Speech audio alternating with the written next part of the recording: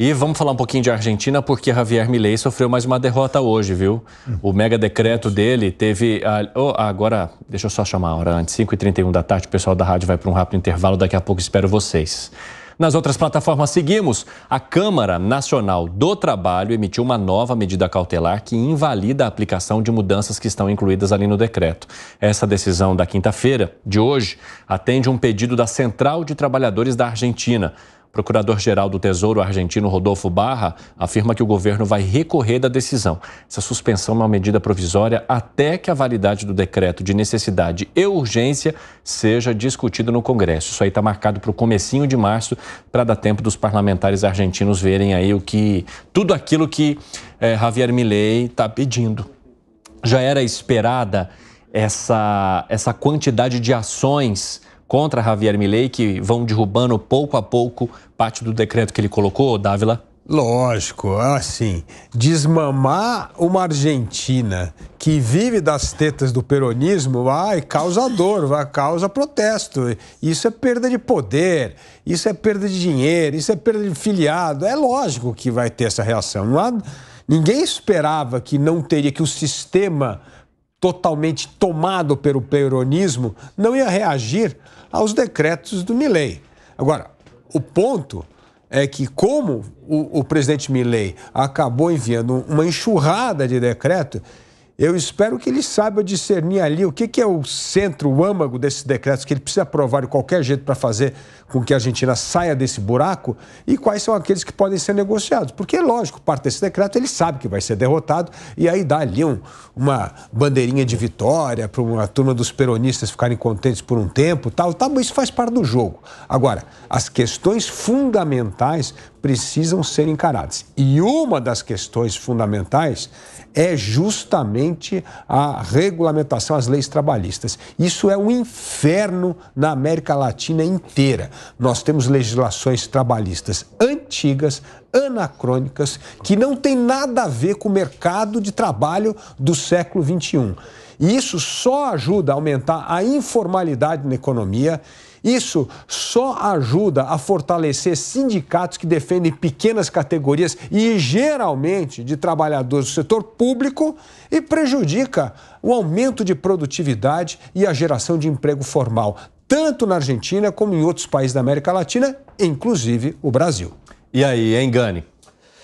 Concordo absolutamente com o que o Dávila falou. A reforma trabalhista, ela é essencial para a Argentina, né? Não só para a Argentina, mas para o Brasil, uma nova reforma trabalhista também, né? Quando você coloca uma série de amarras no mercado de trabalho, isso diminui a produtividade. É muito bom para quem está já trabalhando, né? Mas é ruim para quem está desempregado e quer entrar no mercado de trabalho. Então, quando você tem um mercado de trabalho muito mais flexível, por exemplo, a empresa pode contratar com menos horas, né? Você acaba aumentando a empregabilidade, né? A partir do momento que você restringe, você gera desemprego. Aliás, um estudo do INSPER mostrou isso, que a reforma trabalhista diminuiu o desemprego. Isso que ela foi tímida. E rapidamente, Gani, o pessoal da rádio está de volta e a gente está tratando aqui de mais uma parte do mega decreto do Milei que foi suspenso hoje pela Justiça. Já é a segunda vez que a gente traz uma notícia dessa nesta semana. Agora, além da reforma trabalhista, ele vai ter que acabar com os mecanismos de controle de preços que existem na Argentina,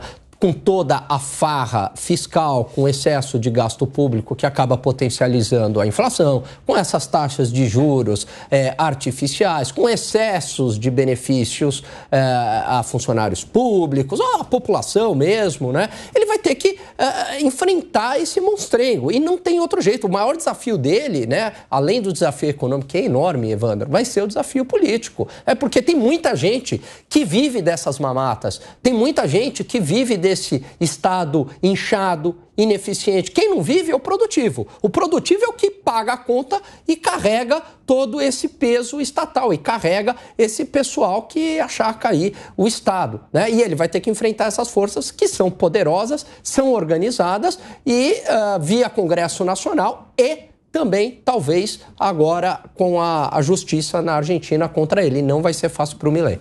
E aí, Piperno? Vou pegar uma expressão que o Alan acabou de usar aqui, né? Esse pessoal que achaca o Estado. Esse pessoal que achaca o Estado é, sim, quem mama, né? Funcionários, aliás, nomeados aí sem concurso, sem nada, da mesma forma que uma boa parte da elite do país, da elite empresarial do país, que também mama sempre com subsídios, mama na forma de benefícios, sempre foi assim. Isso é muito típico, sim, da América do Sul. E isso ajuda a explicar o atraso da América do Sul, porque aqui no nosso continente, na nossa vizinhança, há países, por exemplo, que durante décadas a esquerda mal sonhou em chegar ao poder e também carrega esse subdesenvolvimento, né? Muito gasto com esses setores ligados à elite econômica. Então isso não é uma exclusividade, por exemplo, de países que têm todo, né, esse amparo trabalhista que, em certo momento, o peronismo concedeu. Agora, o que ele faz...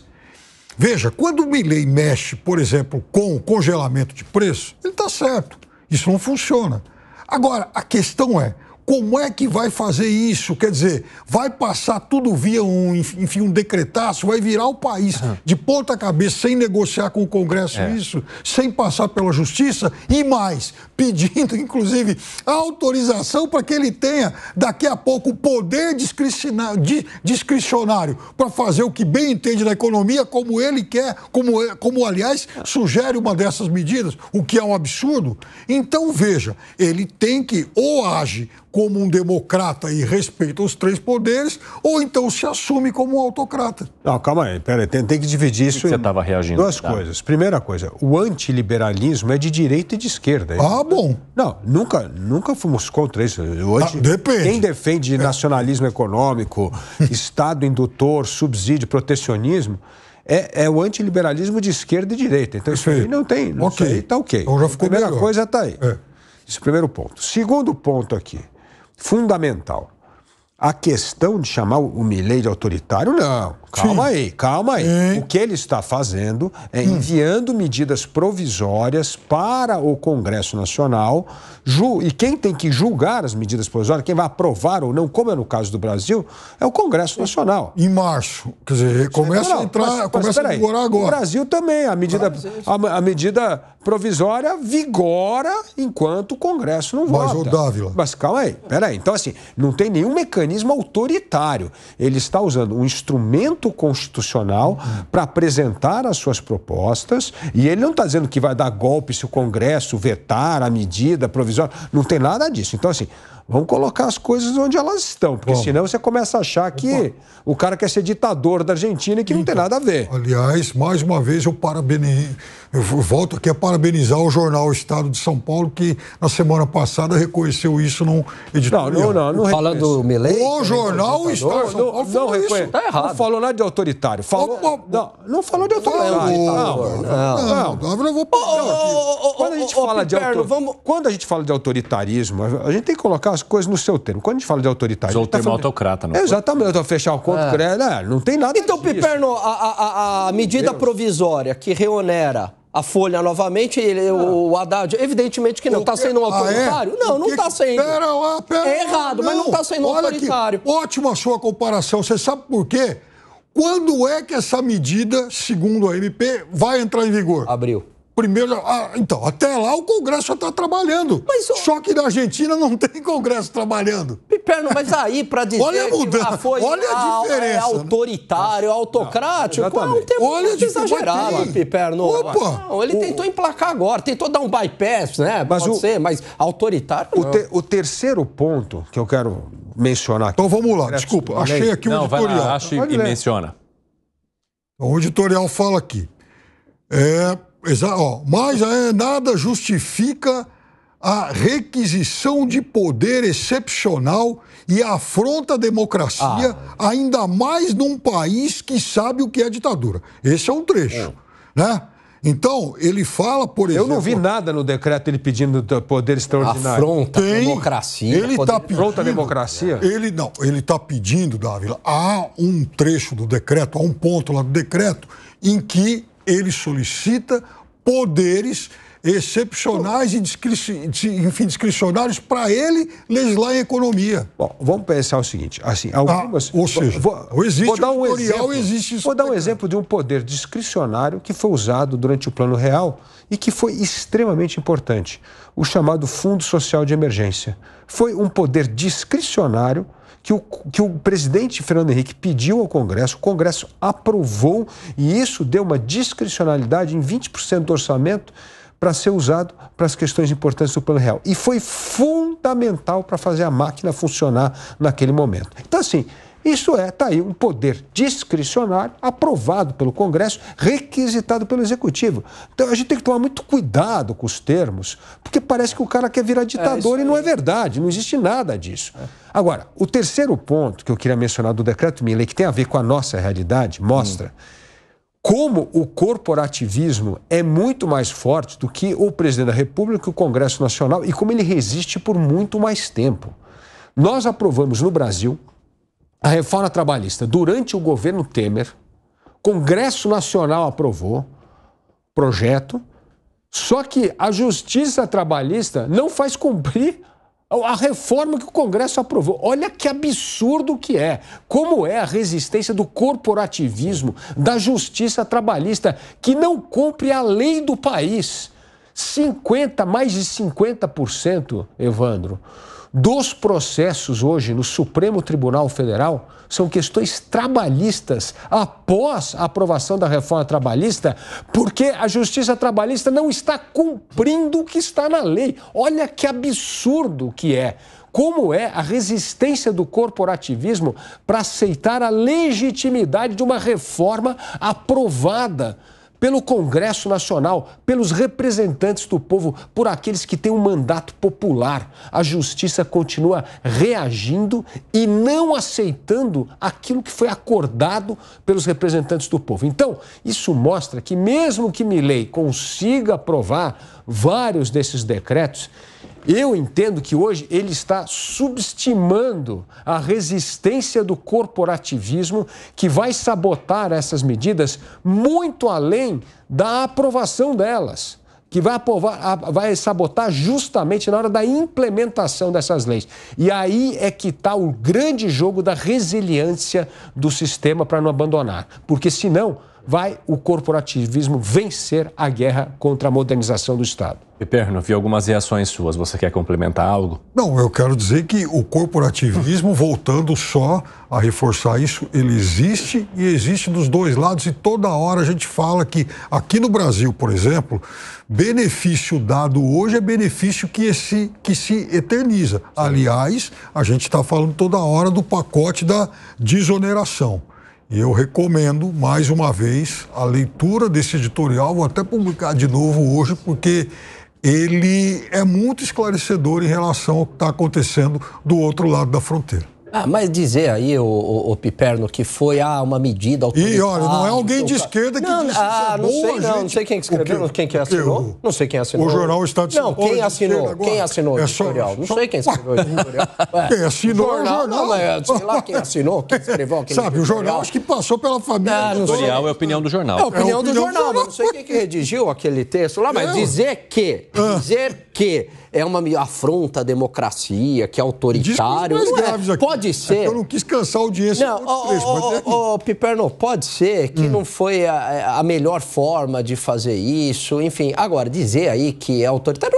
O governo Fernando Henrique governou para burro com medida provisória. O governo Lula para burro com medida provisória. É verdade, todos os governos usam isso e é fato. Agora, você não vai usar quando o Congresso está de férias por dois... Aliás, o Congresso voltou, vai revogar também. Ele está lidando com forças muito poderosas, Piperno. Bom, agora a única questão que chama a atenção é que enquanto o Congresso não analisar essas propostas, o mega decreto, que isso deve acontecer em abril, a Justiça vai ficar analisando ponto a ponto. E aí derruba um, derruba outro, e as manifestações que vêm principalmente pelas centrais sindicais, né, Dávila? O que é inacreditável é que a Argentina não pode se dar o luxo do Congresso voltar a trabalhar em abril. O país está caindo com 150% de inflação. Tem que convocar todo mundo. Gente, precisa do esforço nacional. Não dá para ficar... Vão ficar lá em Punta del Este até março? Mano, é brincadeira. Com um país que tem 150% de inflação...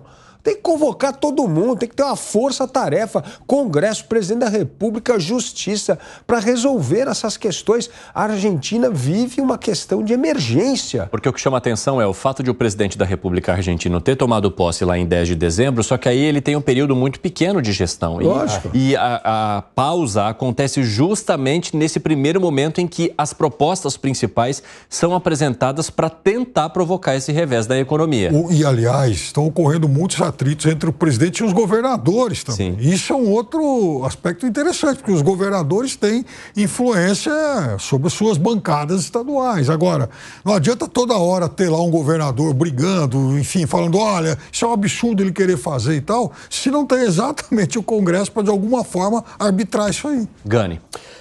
A Argentina não tinha que ter recesso nenhum, né? O país está num problema tão grave que era para o Congresso estar trabalhando, faz uma medida excepcional. E Congresso, o pessoal acha que está na Finlândia agora, né? Que dá para o pessoal tirar férias. E outra, é o seguinte, se a classe política, a burocracia não entender que algumas reformas elas são necessárias, né? E acabar com alguns privilégios, eles também serão atingidos. Por quê? Porque na hora que acaba o dinheiro, né, primeiro acaba para a classe produtiva, né, para a população. Só que daí acabou para a classe produtiva, a classe produtiva começa a trabalhar mesmo, também há uma perda de bem-estar geral na sociedade, né? Se eles não entenderem isso, eles também serão prejudicados.